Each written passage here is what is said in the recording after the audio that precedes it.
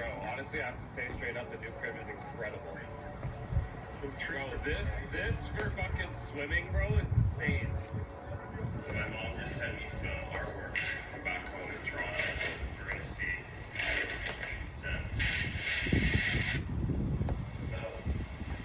That's funny. It's a big photo of my mom pregnant with me. That's so yeah, shout out my mom. Look at these pants, bro. How good they are. That's fire. These are the new Wombos. Just stressing, grinding on the pockets and shit. Grinding on the pockets. They're like super oversized. These are based off of the Balenci pant.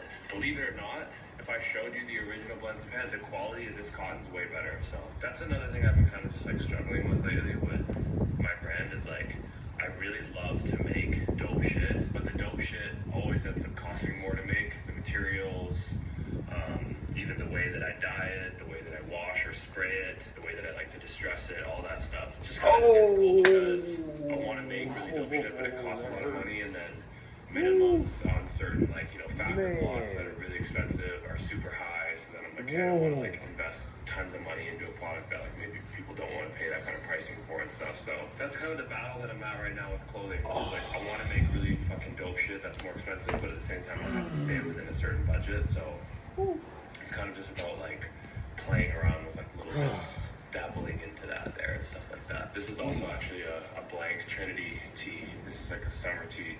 I don't know, I never ended up dropping them blank because I'm actually in the process of like redialing them in.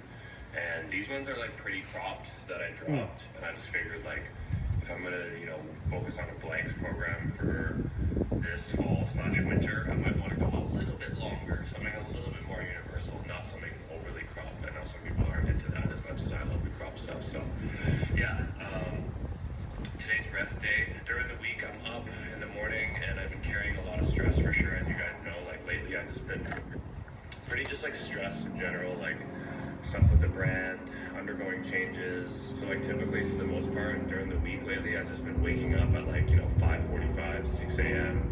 Sometimes I'll set my alarm for 6:30, but I'll wake up at 5:45 and like right away my brain is like just stressing about like work shit. And like obviously there's a line between, you know, good stress, which pushes you forward to get things done, but then there's also kind of like toxic stress, which I feel like I've been dealing with a little bit lately, which is like worry. Like I've been living my life too much lately in worry, and it's actually impacting my ability, I feel like, to be creative and free flow and do the things that I want to do with my friends sometimes. So that's just something that I need to consider a little bit more and you know, really take I see why yoga is so fire. Rest, chill, hop on my computer, relax, have no expectations, make myself some good food, and not, you know, expect too much of myself. So it's important for you guys to have those days too. First meal of the day. Okay, that's the beauty about following the animal diet is you get a lot of yogurt. Almond cherry granola, bro. I'm telling you, from this company, what are they called? They're called Chantel's granola. These are like dried apricots. It actually tastes like peach. The dried peaches, I think. That looks good. Just more sweet honey. That'd be so good. Ooh. Wow. The crazy thing about it too is like you think with how it tastes that you couldn't be like in shape eating this. Growing up I was like, oh, dairy's bad, it makes you fat. It's not, it's like processed fucking dairy and shit that makes you fat. This is so fire, bro. Gets you fucking super dialed in too.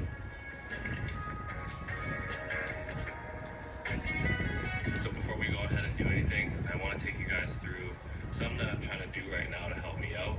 This might be able to help you out, and this is why I'm big on yoga. We're going to do some sun salutations right now, okay? It's going to really calm the nervous system, everything down in the body.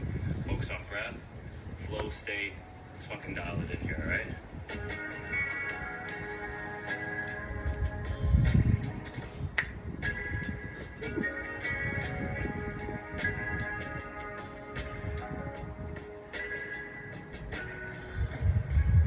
Some sun salutations there. Obviously when you're doing yoga you do all kinds of variations and poses throughout that, but I definitely feel some heat in my body that's been worked up just from doing that. I just want to touch on the meditation stuff. It worked so well yesterday that I felt such a level of deep calmness that I did it again again this morning because I woke up again this morning just feeling a little bit of worry and stress about work and stuff. And right away after, I just felt this like deep sense of calmness. It really just like kind of brings you present in the moment, and then allows you to kind of just like step away, because it makes you also realize that you have all this kind of chaos and stuff going on around you, but you're kind of just this person in the center. Yep. That's when all this stuff is happening. If you're paying attention and letting it go, you know, all over the place, you're gonna go crazy. But if you just kind of like stay still, allow everything to be, and let it all kind of just be around you, and just accept it for what it is, man, I'm telling you, it brings another level of clarity. Facts.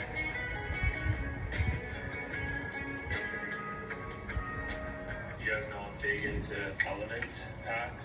I lose so much sweat, so much salt in my body that I probably drink realistically about like 3, at least 4 of these. Alright, so My 2 Monday, favorite Wednesday. flavors are the go-tos. Monday, I have Wednesday, other flavors yeah. like raspberry, Saturday. habanero, fucking Saturday, chocolate yeah. salt. They're all gross. These are literally the only good flavors in my That's where, like, opinion. And the LA key Fitness is would that be you fine. have to drink this shit ice then I'll cold. have the If you're weights drinking too. this shit anything but ice cold, it's gonna taste salty, it's gonna taste gross, you're not gonna feel it. Do 1 pack of the citrus in the water. Passing these up. Alright, we're in the factory here with my boy Johnny. We're about to actually dial in some custom vintage Realtree pieces from the 90s, and we're doing like a little kind of like one of one for each one of these pieces. Oh yeah, this looks fire. Every piece is different. Like every piece, so you can see here, has like distressing along the neckline. Every single pattern is going to be like a different Realtree pattern too. This one, I would have them bidding this is one of my favorites on the for shirts. sure.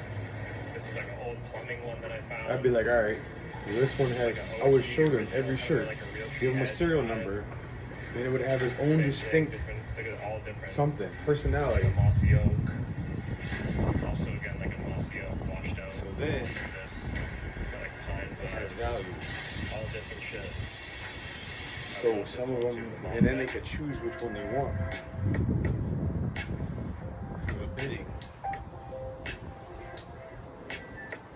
Because none of them will be the same. Have copped either the cloud tee and the charcoal or the green, or if you would have copped the sleeveless holy ghost tee, we're using the same material, so it's like a 50-50 cotton, so it's much lighter, much more breathable, and as you can see, it's definitely got a little bit of a crop fit. I'm wearing actually a size XL, definitely got a little bit of shorter length to the back, but the great thing that I love about these tees is like the more you wash them, the more that they soften, and as well they're great for just like styling like this. You can rough in the denim, but I also am a big fan of running in these and training in these too. Ideally, I like to rock these big bottoms with like a smaller kind of crop tee. You can see they'll like flare out. For anyone who was born in the early 90s or late 80s, you guys would know if you used to fuck with like Sean John, Rockaware, Pele,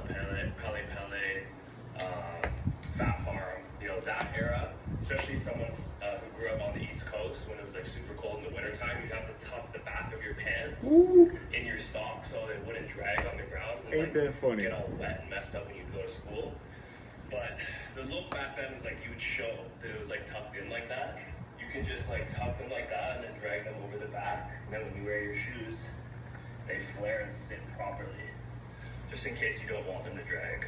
1400 versus, bro, probably like 160, 165.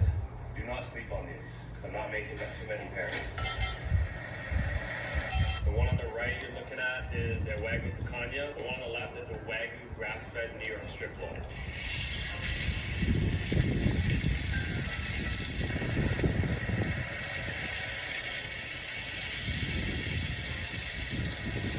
I mean, I think this goes without saying, guys, like most of you guys know this, but obviously you gotta let your steak rest for at least, 5-10 minutes. Oh my god, that's perfect. I mean, yeah, obviously it's fucking insanely dialed. Look at the way that this is cooking perfectly. Look at that. Like that is a fucking sight right there. And then we're keeping it animal traditional tonight, and we got actually a bunch of cantaloupe around the outside there, and then we got some mango. Dialed in, baby. Let's go. You wait 5.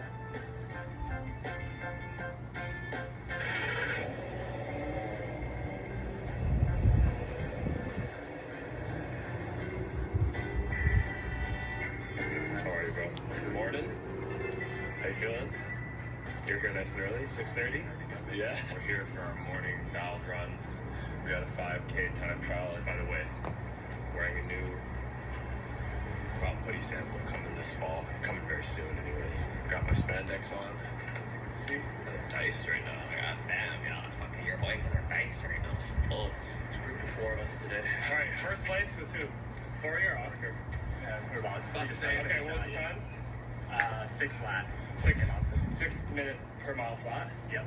And you? Same? It was like 6:10. No. My shit was 6:06. For real? Yeah, there's no way. But yo, shout out the boys. Corey, Oscar, Mateo. You guys see it? Big work this morning. And yeah, all the rest of the day, we're like what? A little less than 2 weeks out from the race? Next weekend. How we feeling? Ready to go. Yeah? Yeah, ready to go. Alright boys, you see it.